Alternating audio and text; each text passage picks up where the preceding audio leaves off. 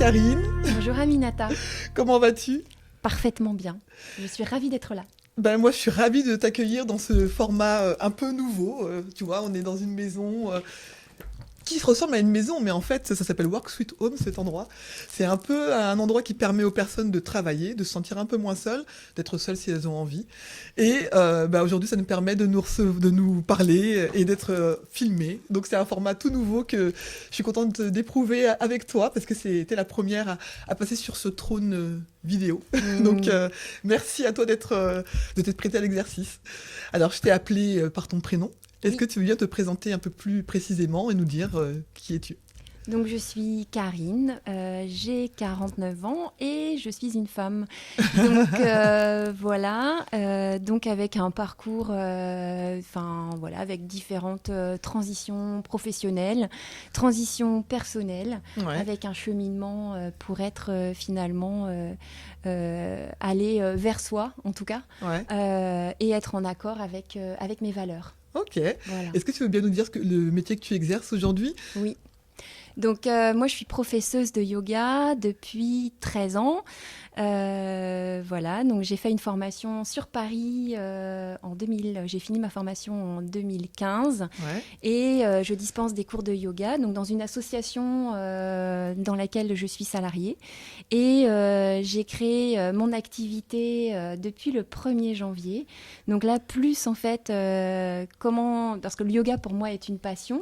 Et finalement, c'est comment est-ce que je pouvais mettre le yoga au service de mon combat, qui est notamment le féminisme et notamment de réduire les inégalités de genre. Ouais.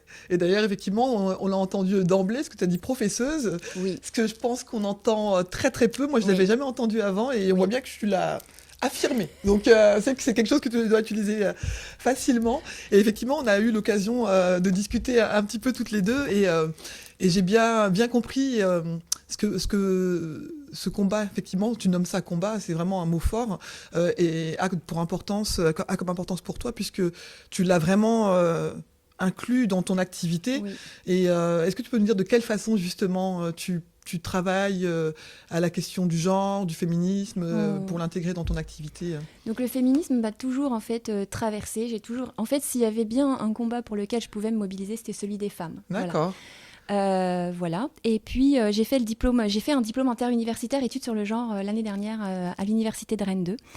Et où j'ai pris conscience en fait qu'effectivement moi-même j'étais empreinte de stéréotypes et que en fait j'avais peut-être quelque chose à faire. Alors après c'est de semer des graines en toute humilité, c'est-à-dire que j'ai pas la prétention de régler les inégalités de genre, mais en tout cas de conscientiser, parce qu'effectivement quand on prend conscience des inégalités dont on est victime, en tout cas j'aime pas ce mot-là non plus, mais en tout cas qu'on peut subir dans la vie, qu'on peut subir dans la vie, ou même faire subir à quelqu'un parfois. Exactement. Et de manière parfois totalement maladroite en fait, parce qu'on n'est pas conscientisé. Voilà. Je me rappelle plus la question, Aminata. Tu disais que, en tout cas, tu avais fait ce DU qui t'avait permis de déconstruire des choses et de confirmer ce que tu savais déjà, qui était cet intérêt pour combattre pour la cause des femmes. Et donc, du coup, le DU, donc, tu l'as fait sur une année? Oui, sur une année, ouais. Et t'a permis d'aller chercher de la théorie sûrement pour après l'associer à la pratique dans ton quotidien? C'est ça. C'est-à-dire qu'effectivement, j'avais déjà observé que le yoga est beaucoup pratiqué par les femmes, parce que c'est à peu près 75% de femmes en fait qui pratiquent le yoga. Alors même si moi dans le yoga que je pratique, l'Ashtanga yoga, il y a quand même pas mal d'hommes parce que c'est un yoga assez dynamique. D'accord. Et effectivement, cette question de la charge mentale des femmes, ou en tout cas de la surcharge mentale des femmes, et notamment l'impact sur la santé des femmes.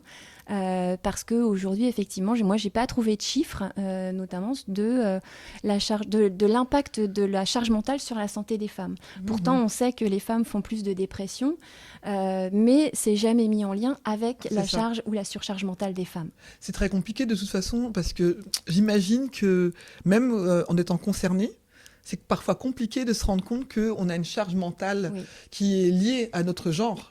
Parce qu'on pourrait imaginer que la charge mentale, c'est quelque chose qui concerne tout le monde. Et je pense qu'effectivement, Ça concerne tout le monde. elle concerne tout le monde. Mais il y a des strates qui se rajoutent. J'ai envie Oui. de dire, on rajoute une couche un peu au millefeuille Oui. au final. Et effectivement, le statut de femme dans la société dans laquelle on vit, en tout cas, dans les sociétés dans lesquelles on vit, parce que c'est partagé par plusieurs pays, fait que sûrement, parfois, on n'a pas conscience. Tu disais conscientiser tout à l'heure les choses. On n'a pas conscience qu'on est en train de subir une charge qui est liée au fait qu'on soit femme. Quoi.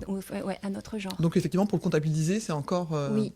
encore autre chose. Et puis, la question du genre, en fait, est un... Enfin, elle est taboue. Je ne sais pas si elle est taboue, mais en tout cas, elle pose problème. Parce qu'effectivement, si on touche à la question du genre, on remet en cause l'ordre social.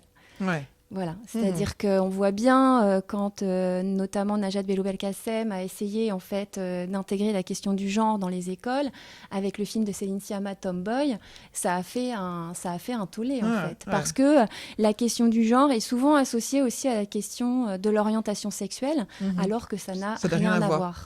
Tout à fait. Je suis d'accord avec ça, effectivement. Est-ce que, donc tu disais que tu as eu plusieurs parcours professionnels différents. Oui. Est-ce que tu veux bien revenir un petit peu avec nous sur les parcours que tu as pu avoir avant d'être celle que tu es aujourd'hui? Ouais. Donc, moi, j'ai commencé la gymnastique, j'avais 9 ans. En fait, voilà. Donc, j'ai été gymnaste de 9 ans jusqu'à 30 ans. J'ai entraîné des enfants en gymnastique de 15 ans à 30 ans. Voilà. Donc, c'est vrai que l'approche corporelle a toujours été quelque chose d'hyper présent chez moi. L'école était un peu compliquée. Donc, heureusement que j'ai eu le sport pour prendre confiance en moi. C'est pas l'école qui m'a nourri dans la confiance. Hein. Ok. Ouais, mais je comprends, effectivement. C'est vrai que on entend souvent, hein, si on se souvient de notre période d'école, alors ça dépend. Moi, c'est le collège qui m'a le plus gêné, mais on a ce souvenir que l'école, en tout cas, même si on en parle comme un lieu de socialisation, peut parfois laisser des blessures. Oui. Ouais. Donc, oui, et puis finalement, l'échec est sanctionné. À l'école, alors que moi je suis convaincue que quand on échoue, on apprend. Ouais.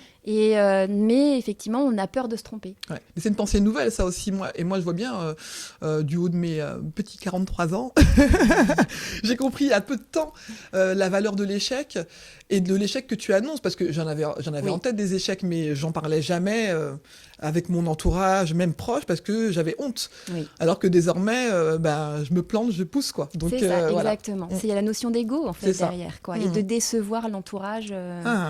Voilà. Et donc gymnaste. Voilà. Donc moi, la gymnastique, moi, je pense que j'ai passé la majeure partie de mon enfance, en fait, sur mes mains et pas sur mes pieds. D'accord, ok. Voilà, j'adorais voler, voilà. Et puis, donc j'ai fait un bac à l'époque qui s'appelait G3. Je sais pas si ça te parle, Aminata. La lettre me parle, mais alors je mettrai rien derrière. Donc à l'époque, c'est un bac technico-commercial. D'accord. Voilà. Donc j'ai travaillé en fait après 7 ans chez Decathlon en tant que conseillère à la vente. Voilà, donc c'est une expérience en fait moi qui m'a appris à prendre confiance en moi. D'accord. Parce que à l'époque, alors je sais pas comment c'est aujourd'hui Decathlon, mais en tout cas il y avait vraiment un esprit collectif dans lequel tu pouvais t'épanouir et prendre confiance en toi. Et apprendre avec les autres, avec une bienveillance, quoi. C'est ça. D'accord. Et puis donc les métiers du travail social m'avaient toujours attirée. Donc, j'avais passé les diplômes, les examens, les concours de monitrice éducatrice et d'assistante sociale, donc sortant du bac. Donc, j'avais un peu de retard, donc j'avais 20 ans. Et j'ai pas été retenue à l'époque, et je pense que heureusement que je n'ai pas été retenue à l'époque. Ouais, sûrement que tu n'étais pas prête. Exactement. Donc, j'ai repassé le concours d'assistante sociale à mes 30 ans. Et là, j'ai intégré donc Ascoria, où j'ai fait mes études pendant 3 ans Ascoria, à Rennes. Pour les noms rennais, voilà. C'est à Rennes. C'est à Rennes, voilà, l'école du travail social. Et puis au départ, je voulais m'orienter dans la protection de l'enfance. Voilà, et puis au fil du temps, je me suis dit, bah non, Ouais. je suis pas sûre. Pas pour moi. Ouais. Et donc, j'ai travaillé pendant 12 ans en tant qu'assistante sociale, donc service social spécialisé, à la caisse d'assurance retraite et de santé au travail. D'accord. Voilà, donc j'ai accompagné de manière individuelle et collective des personnes en fait souffrant de problèmes de santé et pour qui la santé avait des conséquences en fait sur leur vie professionnelle, enfin sur leur vie en général. Ouais, donc Voilà. le corps encore. Oui. Voilà, et c'est vrai que c'est vraiment aussi la prise de conscience que tout est lié en fait. On peut pas déconnecter le corps de la tête. de la tête. Ouais. Et que effectivement, souvent, ce qui souffre en premier, c'est le corps. Ouais. Mais quelquefois, on met du temps à comprendre le message qu'il nous envoie, effectivement. C'est ça, exactement.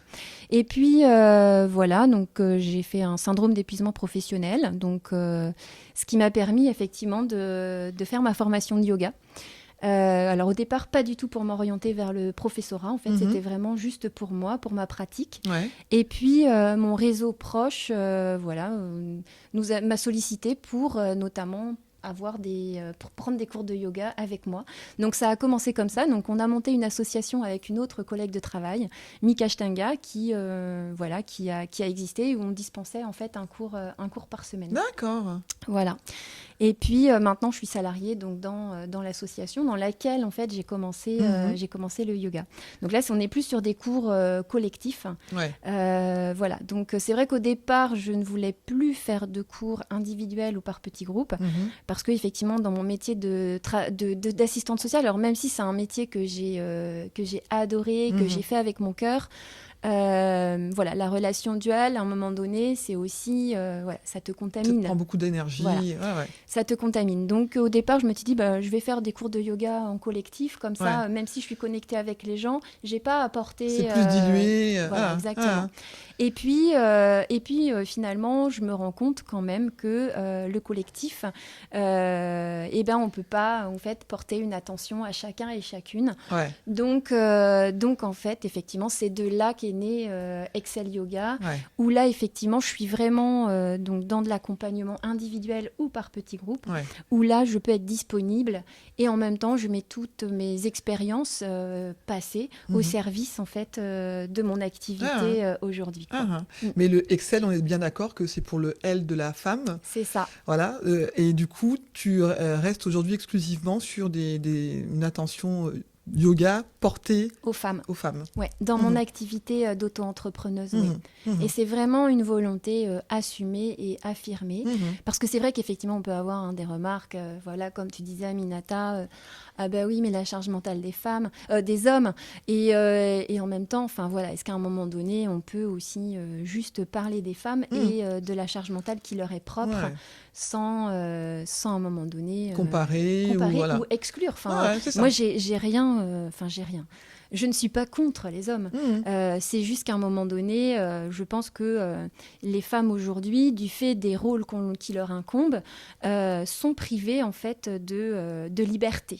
Et d'espace où elles peuvent exprimer sans être obligées de se justifier mais oui, mais quand je dis ça, c'est ce qu'on évoquait dans les débats des derniers mois, ces histoires de non-mixité qui créent des débats un peu forts, mais on peut imaginer qu'il y a des moments, j'écoutais un podcast hier, l'invité de Grégory Pouy en parlait, et il disait, mais oui, en fait, il faut admettre qu'à un moment donné, on peut être entre hommes et tenir des propos qui seraient choquants si des femmes étaient présentes. Donc, le fait d'être entre hommes, on s'autorise à dire des choses qui permettent de baisser parfois aussi la pression, et ce qui fait qu'on est aussi plus à même de parler après avec d'autres parce que ça aura été évacué ailleurs, en quelque sorte. Et moi, je pense que même la non-mixité est un prérequis à la mixité. C'est-à-dire que, et en même temps, la non-mixité, quand elle concerne les hommes, ne pose aucun problème. Non, on est bien d'accord. J'aime vraiment beaucoup ton parcours, c'est d'ailleurs ça qui fait que je t'ai invité, parce que on a quelques points communs, notamment ce métier qu'on a apporté en nous pendant quelques années, et puis je pense qu'on restera assistante sociale jusqu'à la fin de nos vies, mais sans exercer forcément la fonction. Je me demandais si dans ton parcours, tu parlais de tout à l'heure l'école que tu n'aimais pas forcément, est-ce qu'à un moment donné, la femme que tu es aujourd'hui regarde le parcours en se disant, je m'étais dit il y a 5 ans, ou il y a 2 ans, ou il y a 1 mois, jamais moi je pourrais faire ça, et aujourd'hui te dire, en fait, ça y est, j'y suis. Oui. Ah non, mais clairement, déjà, créer son entreprise, hein, tout simplement. Enfin, c'est un truc que j'avais même pas pensé ou imaginé. Moi, je m'imaginais dans le salariat toute ma vie. Ouais. Et en même temps, je pense que, mais peut-être c'est aussi finalement vraiment, ou peut-être aussi une problématique de femme, hein, c'est-à-dire qu'on se voit petite, on a du mal à se voir grande. Et effectivement, quand je revisite mon parcours aujourd'hui, même si j'ai encore des doutes, hein, j'ai encore, voilà, puisque si j'avais choisi la sécurité, je serais restée assistante sociale. Je comprends. Oui, et puis la sécurité du salariat, moi j'en parle régulièrement dans mes épisodes, c'est vraiment quelque chose moi qui me rassure parce qu'effectivement, on a peu de modèles. Alors on en a quelques-uns, mais des modèles proches en tout cas qui peuvent nous faire comprendre que c'est possible et qu'on n'est pas voué à manger des pâtes jusqu'à la fin de nos jours parce qu'on a décidé d'être à son compte. Ouais. Oui. Non, non, clairement, c'est vrai que c'est pas du tout quelque chose que j'avais envisagé, dans lequel je m'étais projetée. Et en même temps, tu vois, j'ai quand même ce salariat à côté qui me permet quand même de... Je suis pas sans filet, quoi. Parce que je suis pas... non, T'es pas casse-cou. Non. Ouais. Voilà. Et puis, voilà, je veux bien prendre des risques, mais mesurer. Mais mesurer, exactement. Ouais, je te comprends. Mais effectivement, non, je pensais absolument pas qu'un jour j'en serais là, quoi. Vraiment pas. Mais oui. Ouais, je comprends. Est-ce que la question de se sentir à la hauteur va te parler? Je pose souvent la question à mes invités, même à chaque fois.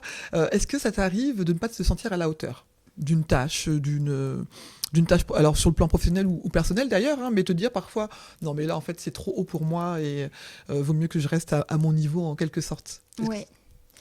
Oui, après... Je trouve que dans tout changement, en fait, il y a cette question de est-ce que je vais être à la hauteur? Est-ce que... Après, je trouve qu'on a quand même cette capacité à apprendre qui est juste énorme, en fait. Enfin, moi, quand je vois finalement toutes les compétences qu'on développe, donc... Oui, effectivement, des fois, je me dis que je suis pas à la hauteur, mais ça, c'est mes croyances limitantes. C'est ça. Voilà, c'est pas que j'ai pas les compétences. Alors après, j'ai pas toutes les compétences dans tous les domaines, hein. Et puis il faut savoir aussi s'entourer et faire appel à des gens qui peuvent t'accompagner. Tout à fait. Mais je pense qu'il y a aussi, enfin en tout cas pour ma part, c'est beaucoup des croyances limitantes avec lesquelles je dois me battre. Que tu dois déconstruire aussi. Exactement. Exactement. Effectivement, je suis complètement d'accord avec ça. Et tu vois, je pense que certaines de ces croyances limitantes peuvent être aussi liées à des blocages. Et moi, tu vois, j'ai en tête parfois des phrases qu'on a pu me dire quand j'étais plus jeune et qui m'ont créé des blocages à des moments que j'ai dû dépasser. Est-ce que toi, tu as en tête des blocages de cette nature que tu voudrais partager avec nous et nous dire, alors peut-être, est-ce que ça a eu la vertu de parfois te donner un peu d'énergie en disant, justement, tu m'as dit ça, je vais te prouver le contraire. Ou alors, justement, ces phrases-là qui peuvent revenir et te mettre en posture où tu as envie d'aller te coucher ou te cacher. Ça dépend de mon état moral du jour, en fait. Du moment. C'est vrai que j'ai des phrases... l'école, pour moi, est vraiment un très, très mauvais souvenir. Hein. En plus, quand... donc moi, mon père a été a eu un parcours de précarité. Je pense que mon métier d'assistante sociale n'est pas anodin et il est en lien avec ce parcours. Et notamment, je ne sais pas si tu te rappelles, mais quand on était petit et petite, on remplissait des petites fiches avec les professions des parents. Voilà. Donc moi, à l'époque, mon père était demandeur d'emploi. Donc je marquais chômeur. À l'époque, je marquais pas demandeur d'emploi. Hein. Et finalement, c'est comment j'ai pu subir en fait le jugement des enseignants et des enseignantes. Et notamment, je me rappelle d'une prof qui m'a dit ouvertement, tu finiras comme ton père. Voilà. Donc il y a des propos qui sont quand même, qui nourrissent pas la confiance. Alors c'est vrai que même, par exemple, quand j'ai repris mes études d'assistante sociale à 30 ans, ça a été vraiment une revanche sur ma scolarité. C'est pareil quand j'ai fait ma licence professionnelle de formatrice à Rennes 2. Voilà, alors après, même si la mention, elle est pour l'ego. Oui. Mais n'empêche que pour moi, c'est une vraie revanche en fait sur la scolarité, quoi. Et on a besoin de le nourrir positivement, cet ego en plus. Hein, donc, exactement. faut pas toujours, en tout cas, dire que l'ego est là pour... en plus, il n'est pas là pour écraser qui que ce soit, mais Non. quelquefois, on a besoin aussi de se... tu vois, de redresser les épaules et de se dire, en fait, moi aussi, j'ai été capable de ça. Ouais. Exactement. Mais l'école a bien failli me faire croire que j'étais bête, en fait. Ah, Vraiment. ah, Donc, j'ai aussi grandi avec ça. Et du coup, aujourd'hui, même quand, par exemple, tu vois, le dimanche, on fait un atelier avec une amie, en fait, qui est clown social. ouais. Et notamment, c'est un petit concept qui s'appelle Détends ton clown, où on accompagne les enfants, notamment dans la bienveillance, dans le respect, dans le lâcher-prise. D'accord. Et pour moi, les conditions sine qua non à l'apprentissage, c'est la confiance en soi et l'estime de soi. Plus on a confiance en soi et plus on a d'estime pour soi, et mieux on apprend. C'est ça. Je suis tout à fait d'accord. Et puis, ça libère le cerveau de certaines craintes parce que je me dis que si tu es encombré en te disant, je suis pas bon et ceci, ça veut dire que déjà, tu n'oseras pas poser de questions. Exactement. Parce que tu vas dire, si je pose une question, ça va confirmer qu'en plus, je suis bête. Enfin voilà, il y a tout ce schéma-là. Alors malheureusement, l'éducation nationale, aujourd'hui, telle que les programmes sont perçus, vécus et mis en place, ça laisse peu de place aux équipes éducatives pour prendre vraiment un temps il faudrait presque dédier une année entière au démarrage de l'école pour se dire, bon, alors comment on apprend à avoir confiance en soi ? C'est pour ça qu'il y a des gens qui choisissent des voies alternatives, Exactement. de scolariser leurs enfants à la maison, ou les écoles Montessori, toutes ces choses-là. Donc c'est vrai que c'est quelque chose, moi, qui me questionne, et je me dis, mais pourtant, ça fait des années, on est plusieurs générations à suivre et entendre dire que l'école nous a fait mal au cœur, à la tête à un moment donné, et que comme si c'était la fatalité, c'est comme ça. Oui. Tu vas à l'école, tu dois serrer les dents à telle période, quoi. Oui, et puis comme si le travail était forcément du déplaisir. Ouais. C'est-à-dire que c'est pareil, peut-être développer ou en tout cas nourrir le plaisir à apprendre. C'est que apprendre, c'est chouette. Ouais. Enfin voilà, apprendre, ça nourrit, apprendre, ça fait grandir. Donc c'est qu'on soit finalement dans les apprentissages et dans le plaisir de l'apprentissage. Ouais. Moi j'aime bien ton idée. Les enfants qui vont te rencontrer avec ton ami clown social, là, ils vont avoir beaucoup de chance de vivre ça avec vous. Est-ce que, là on parle des choses, on a parlé de l'ego tout à l'heure, est-ce que tu as une réussite, alors réussite vraiment, on mesure ça avec ce qu'on est, c'est-à-dire que la réussite ça peut être de se lever un matin ou alors de grimper le lendemain sur une montagne ou quoi que ce soit. Est-ce qu'il y a quelque chose qui te rend fière aujourd'hui, où tu peux te regarder même toute seule dans ton miroir ou le dire à d'autres, moi je suis fière de moi d'avoir fait ça? Oui. Je vais te dire, Aminata, que je suis fière de mon parcours. Ouais. Voilà, parce qu'aujourd'hui, en fait, j'ai l'impression que... je me suis peut-être pas affranchie de tous mes conditionnements, mais en tout cas, j'essaie d'être libre. Ouais. Voilà. Ah. Et pour moi, la liberté est une valeur essentielle. C'est-à-dire que je ne veux plus être prisonnière de quoi que ce soit. Ouais. Après, ça n'empêche pas que je subisse des choses. On peut pas bien tout, évidemment. on peut pas être libre tout le temps. Mais en tout cas, c'est d'avoir le choix. Ouais. C'est d'avoir le choix, en fait, dès qu'on peut. Ouais. Je suis tellement en accord avec ça. Ça, c'est vraiment quelque chose que j'ai compris les dernières années, là, de me dire, mais le mot liberté, c'est un peu galvaudé, hein, et c'est on l'entend partout. La liberté, ça veut dire quoi? Elle s'arrête ou comment celle des autres? Enfin, il y a toutes ces choses-là. Mais pour de vrai, d'éprouver ce que c'est d'être libre et de se dire, ah ouais, en fait, je peux choisir pour moi. Ça, moi, c'est un des trucs que j'ai compris à l'âge adulte, de me dire, en fait, toutes les fois où on dit, quand tu feras ça quand tu seras grand ou grande, enfin voilà. Mais en fait, ça y est, on est grande là. Et pour de vrai, oui, on peut prendre nos décisions pour nous. Et moi, je dis toujours, à partir du moment où tu fais du mal à personne, en fait, tu fais ce que tu veux. Donc, d'accord, écoute, merci de ce partage de fierté. C'est vraiment le pari d'être soi, en fait. Ouais. Et puis, c'est tout à fait en accord, en plus, avec ce que tu véhicules avec ton activité. Hein, donc, c'est aligné, quoi. Donc, et finalement, c'est aussi c'est qu'on est tous des sujets capables, vraiment. Et que... alors après, c'est pas donné à certaines personnes et pas à d'autres. Exactement, c'est-à-dire que c'est possible. Ouais. Et que plus on y va, et plus le champ des possibles s'ouvre. Exactement. Oui, et puis je pense que quand on a goûté à ça, on teste une petite dose, une deuxième, et puis en fait, on rajoute à chaque fois et on se dit, ah mais en fait, la semaine dernière, je me disais que c'était pas possible de faire ça. Et mais ça y est, en fait. C'est un peu comme la question de l'impossible que je te posais tout à l'heure, hein, mais à une petite échelle parfois, mais de se dire au fur et à mesure qu'on pousse un peu tu vois, les murs de notre petite Exactement. prison ou notre, je sais pas, notre prison mentale la plupart du temps. Et puis la vie, elle est faite d'opportunités, elle est Mm. faite de rencontres. Enfin, moi, des fois, c'est ce que je me dis. C'est-à-dire que moi, je suis là aujourd'hui et peut-être que dans 5 ans, je serai totalement ailleurs. Mais c'est vraiment, je trouve que plus on est libre et plus on est ouvert Ouais, à ce qui se présente. à ce qui se présente et aux Ouais, opportunités carrément. qu'on ne verrait pas, en fait, si on n'était pas libre, en fait. C'est ça. Ouais, ouais, ouais. C'est vraiment un des messages j'aime que mes auditeuristes gardent en tête, c'est de se dire, bah, en fait, il faut oser. Ouais. Il faut oser. Parfois, c'est d'aller voir sa voisine et dire, ah, ben, ça fait un moment que je te vois, est-ce qu'on peut boire un café ensemble?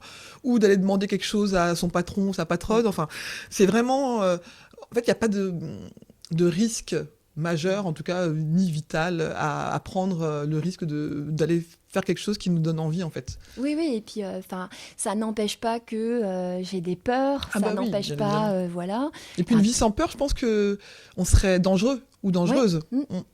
Donc voilà, mais en même temps, ben voilà, il existe des petites techniques. Moi, j'utilise pas mal le 1, 2, 3, go, hein, c'est-à-dire quand quelque chose me fait peur, je me dis bon, allez, 1, 2, 3, et hop, j'y vais, quoi. Ah ouais. J'avais lu une fois, et je l'applique de temps en temps, qu'il fallait parfois compter jusqu'à 20 dans sa tête pour se décider. Tu vois, quelquefois, tu es sur le canapé, tu dis, oh, faudrait que j'aille faire ci. Alors, un truc qui est important, hein, mais voilà. Et tu vraiment pas l'énergie. Et j'ai fait l'exercice plusieurs fois de commencer à compter 1, 2. Et souvent, à 5, je suis debout. Comme si je me faisais un petit décompte comme ça, je prépare mon cerveau à une action et Ouais. je suis assez bluffée à chaque fois. Je me dis, en fait, c'est si simple parfois. Alors, il y a des fois où je le fais pas parce que je sais que ça marche, du coup, et j'ai vraiment envie de Ouais. rester dans mon canapé. Mais Et puis c'est vrai que, là, tu vois, par exemple, comme j'ai fait une formation en communication non violente, c'est vrai, des fois, c'est de pouvoir se dire, tu vois, quand on dit, ben, il faut que je dois faire ça. Et en fait, c'est de remplacer le il faut ou je dois par je fais le choix de ouais. parce que j'ai besoin. Voilà, par exemple, je fais le choix de travailler parce que j'ai besoin d'anticiper et que quand j'anticipe, en fait, je me sens bien. Ouais, c'est ça. Ouais, tout à fait. Ouais, et je trouve que c'est une bonne façon de voir les choses, effectivement. Alors, du coup, ton 1, 2, 3 go, je me demandais, en t'écoutant le prononcer, est-ce que c'est ça qui t'aide quand tu as envie de tout lâcher? Est-ce que déjà, ça arrive d'avoir envie de tout lâcher? Oui. Ouais. Bah oui, parce que c'est du travail quand même. Bah ouais, j'imagine. Et le 1, 2, 3 go, il t'aide dans ces cas-là, par Oui. exemple, à te relancer? À pas écouter mon mental Mhm. qui produit un discours négatif. Voilà, c'est de me dire ok, je me pose pas de questions, j'y vais. Ouais, Ouais. d'accord. Et j'accueille ce qui se passe. Puis en même temps, le fait de se dire 1, 2, 3, go, c'est ce qui va me permettre aussi d'être plus disponible en fait Mhm. psychiquement, Ouais. parce que je vais arrêter de me poser 10 000 questions. 10 000 questions. Ouais, ton cerveau, il a compris que là, tu vas justement vers... Je passe à l'action. Tu sais qu'on arrive déjà à la fin de notre interview. Je vais te poser la dernière question, qui est la question rituelle. Le titre du podcast, c'est « Tout le monde passe sur le trône ». Je parlais d'audace tout à l'heure, d'oser. C'est vraiment, moi, la petite phrase qui m'aide, soit pour moi, soit pour mes amis. Et c'est très rigolo, d'ailleurs, d'avoir mes amis, quelquefois, qui me disent « Ah, mais tu sais, j'ai pensé à la petite phrase, j'avais une réunion avec telle personne, et je me suis imaginé la personne sur le trône, et ça m'a aidé. Ouais. » Et du coup, est-ce que toi, tu as une petite phrase ou une chanson, ou je sais pas, quelque chose qui te booste et tu te dis « Ah ouais, mais en fait, ça y est. Je suis partie et voilà, j'ai plus de peur. Voilà. Le 1, 2, 3 go, pour moi, c'est celui qui va te lancer Oui. toute seule. Mais tout le monde passe sur le trône. Moi, c'est vraiment quand je me déconsidère par rapport à d'autres. Quand je me déconsidérais, parce que vraiment, de moins en moins, je pense que j'ai ce problème-là. Est-ce que tu as quelque chose de cet ordre-là que tu pourrais offrir aux auditeurs? Ah oui, c'est vrai que en fait, ça va être notamment mon slogan en fait, hein, le slogan d'Excel Yoga, c'est-à-dire que c'est cette petite phrase en fait que je veux transmettre aux autres, mais que j'essaie de m'appliquer à moi-même. Ouais. C'est que l'excellence s'accorde au féminin, quoi. Et c'est pas juste une phrase en fait. L'excellence s'accorde au féminin, révèle tes étincelles, vraiment. Bah merci. Bah, écoute, pour les gens qui ne connaissaient pas encore ton travail, bah, ils auront l'occasion de découvrir et puis peut-être de faire de cette phrase quelque chose aussi d'important pour eux et pour elles. Donc merci Karine, c'est vraiment Avec plaisir, top. Aminata. C'était un chouette moment. Merci beaucoup. Merci beaucoup.